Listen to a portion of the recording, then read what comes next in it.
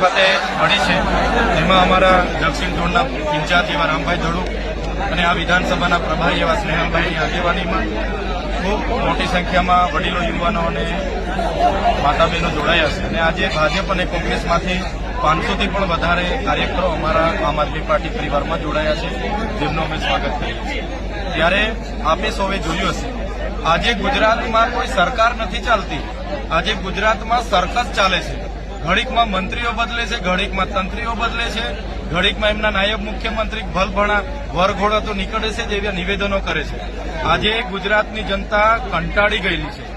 એમના રિંગ માસ્ટરો દિલ્હીથી જેટલું કે એટલું ગુજરાત ચાલે છે. થોડા ઘણા અધિકારીઓ જે એસી ચેમ્બરોમાં ગાંધીનગર બેઠા છે, સરકાર ચલાવે છે. આજે જનતાને શું મળે છે? આજે જનતા પહેલા આધાર કાર્ડો માટે લાઈનો પર હતી, રેશન કાર્ડના કેવાયસી માટે લાઈનો પર હતી, ખેડૂતોના રજીસ્ટર માટે લાઈન પર હતી અને આજે એસઆઈઆર માટે લાઈનો પર છે.